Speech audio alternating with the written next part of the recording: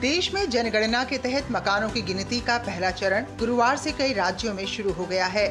फिलहाल ये अभियान कर्नाटक, गोवा, मिजोरम, सिक्किम, ओडिशा, अंडमान निकोबार द्वीप समूह, लक्षद्वीप और राष्ट्रीय राजधानी क्षेत्र में NDMC और दिल्ली छावनी बोर्ड में चल रहा है।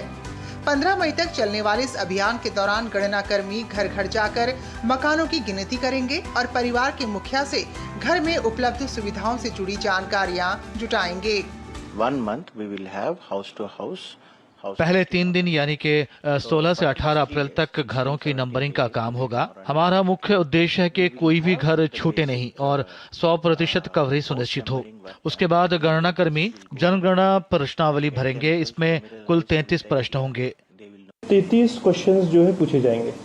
ये जो क्वेश्चंस हैं आपके जनरली सर्विसेज को लेके हैं, घर की कंडीशंस को लेके हैं, हाउस की कंडीशंस को लेके हैं, वाटर सप्लाई को लेके हैं, एसेट्स को लेके हैं, लाइक टेलीविजन वगैरह है कि नहीं है, इंटरनेट वगैरह है कि नहीं है, कार है, व्हीकल क्या यूज कर रहे हैं। तो ओवरऑल लिविंग कंडीशन सिटीजन्स की असेस करने के लिए उसको किया जाएगा। इससे पहले 1 से 15 अप्रैल के बीच हुई स्वगणना प्रक्रिया में लगभग 12 लाख परिवारों ने ऑनलाइन अपनी जानकारी दर्ज कराई है।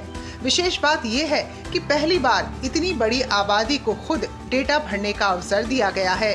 जनगणना के इस चरण में डिजिटल उपकरणों का व्यापक उपयोग किया जा रहा है। गणना कर्मी मोबाइल ऐप के जरिए डेटा एकत्र कर रहे हैं, जो ऑफलाइन भी काम करता है। इससे दूर दराज और नेटवर्क की कमी वाले इलाकों में भी काम प्रभावित नहीं होगा। स्वगणना के अगले चरण की शुरुआत आंध्र प्रदेश, हरियाणा, चंडीगढ़, मध्य प्रदेश, छत्तीसगढ़ और अरुणाचल प्रदेश में भी हो चुकी है, जहां ये प्रक्रिया 30 अप्रैल तक चलेगी। इन राज्यों में इसके बाद 1 मई से 30 मई तक घर घर जाकर गणना की जाएगी।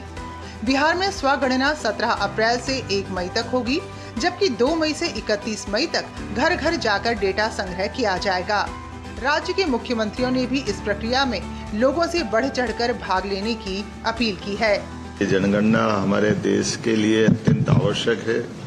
एक तरह से विकास और जनगणना की सही जानकारी है, सही अर्थ में भारत के भावी भविष्य की रीढ़ है। ये बहुत ही आवश्यक काम है, इसलिए समस्त प्रदेशवासियों से मेरा आग्रह होगा कि इस कार्य को एक उत्सव के रूप में मनाएं। यह केवल एक प्रशासनिक प्रक्रिया नहीं है, बल्कि हमारे विकसित हरियाणा, विकसित भारत की आधारशिला है। भारत में जनगणना को डिजिटल बनाने की दिशा में ये एक बड़ा कदम माना जा रहा है, जिससे न केवल समय की बचत होगी, बल्कि आंकड़ों की सटीकता और पारदर्शिता भी बढ़ेगी। Bureau report, DD news.